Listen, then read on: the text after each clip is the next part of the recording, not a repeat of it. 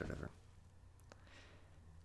In 1937, Spain was at civil war. On one side was the liberal government known as the Republicans. On the other side were a fascist coalition led by a guy named General Francisco Franco. Franco was aligned very much at the time to Mussolini in Italy and to Hitler in Germany. This was at sort of the rise of fascism in Europe. And in Spain, there is a ethnic minority called the Basque people. And there has always been tensions between the Spanish and the Basque. The Basque have their own language, the Basque have their own culture, and there has always been very serious ethnic tensions between these two groups of people. Well, the Basque city of Guernica was very strategically important to Franco, and he wanted to capture it. He wanted to conquer it. But also, he wanted to exterminate the Basque people. He wanted them out of Spain. And so this was a perfect opportunity for him to accomplish, two things: to capture this city and to cleanse Spain, as he saw it, of this ethnic minority. So Franco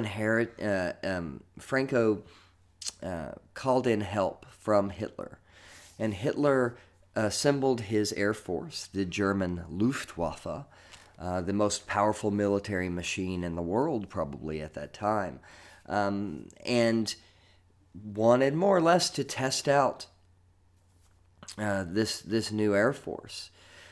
Franco sort of gave them the clearance to fly over the Basque city and bomb it, and that's exactly what happened. The city was firebombed. It was during the middle of the day. It was during a market day, and there were men, women, and children all more or less in the center of town.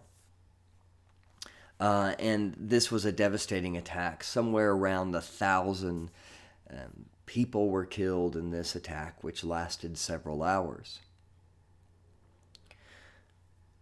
As you can imagine, there were people who were deeply upset about this, both in Spain and around the world, because this was an event of genocide, a destruction of a people. And one of the people deeply upset by these actions was Pablo Picasso, a Spanish painter, and arguably at the time the most famous painter in the world, certainly one of the most famous modern painters in the world.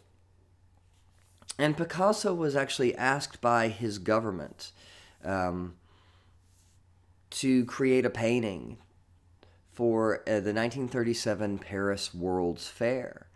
And Picasso decided that this would be a perfect opportunity to bring the events of Guernica to light. And so what we are seeing here is an image that depicts the events that occurred on April 26, 1937, when the Nazi German Luftwaffe bombed the Basque city of Guernica. And you can see Picasso has chosen to paint things in an incredibly abstract style. The figures appear monstrous. If you look here in the center, you see a figure that almost looks, or off to the side, I should say, you see a figure that looks like a ghost. You see a figure at the far right here being burned alive. At the bottom is an image of a soldier, and you can see in his hand he's holding a broken sword. The Basque people were not armed. They had no military. There was no real way for them to fight back. This was, genocide pure and simple. If you keep looking at the painting and look to the left, you can see this horrific image of a woman screaming as she holds the dead body of her child in her arms. In the center of the painting, And I think one of the most sort of incredible and moving parts of this painting is this image of this horse. This horse which seems to be fragmented, which seems to be pulling itself into dozens of directions at once. And if you've ever seen a horse spooked, if you've ever seen a horse get really scared and go wild, I think this captures that kind of energy and this sort of insanity and the power of this animal going mad, as you can imagine the bombs falling all around it. Above is a light. What does this light mean? What does this lamp mean? It could possibly mean, or it could possibly represent the idea of technology, this new military technology, which is capable of incredible and almost infinite destruction. It could be a play on the word for bomb, which sounds very similar to a Spanish word for light bulb. But whatever it means, the fact that it's an eye is important, I believe. Resembles the shape of an eye is important, I believe, because Picasso is wanting us to look. He's wanting to shine a light on the events that occurred in Guernica. The last part of the painting I want to point out is in the far left, and it's this image of a bull. Bulls, of course, are a national symbol of Spain. They represent strength and power and virility. They represent Spain itself in this case. And here we have an image of this proud, powerful animal who appears stunned, who appears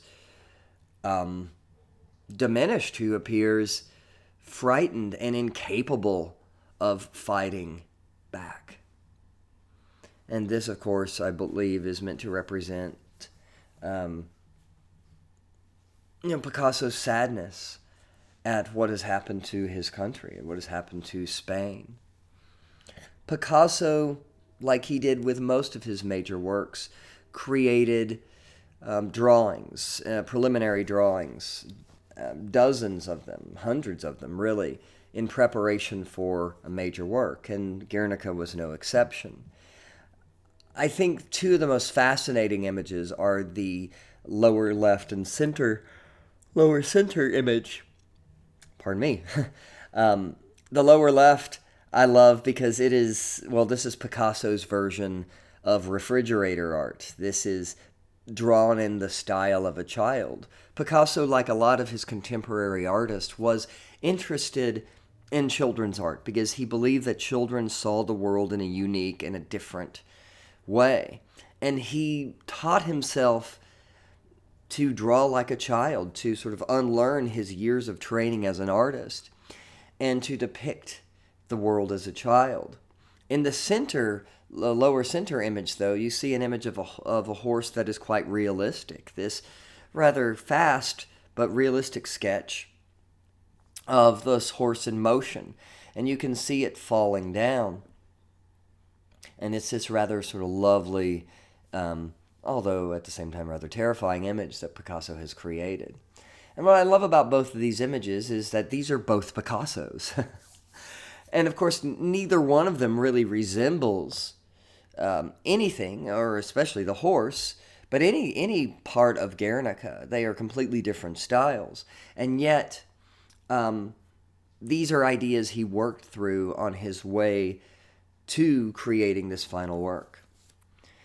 Guernica itself is a massive painting. You can see by the measurements that it's over 25 feet long. It's almost 12 feet tall. It is massive. Picasso wanted to create something larger than life. He wanted to create something that the world couldn't ignore. Also, you will notice it's in black and white. This adds to the starkness, I think. This adds to the drama of the work. It also references newspapers. In fact, if you look at the body of the horse, there are these little dashes which in many ways look like newspaper text seen from a distance. At the time, newspapers were printed exclusively in black and white because color printing technology, at least for newspapers, didn't really exist, and certainly photographs were in black and white. In fact, there's sort of an old saying about, here's the truth in black and white. And I think part of what Picasso is saying is that this is the truth. This is a document of these events that occurred on that horrible day in April 1937. Picasso refused. He said that this painting would never be allowed into Spain as long as Franco, the general, the future leader of Spain, was in power and was alive, and he kept his word. This painting, after it was first exhibited in Paris, was eventually lived in New York at the Museum of Modern Art in New York for many, many years. But in the early 1980s, after Franco's death, and quite a few years after Picasso's death, it was allowed back into Spain. Initially, though, it was put under protective glass because there were threats from Basque people that they would rather see the image destroyed than to see it in the hands of the Spanish, of the people who did this to them. Which I think is also testament to the power of images. This is simply paint on canvas, and yet for many, many people, this is an important image. This is part of their history, and it symbolizes their struggle. Images are powerful things, and I think that's very much something that's important to keep in mind.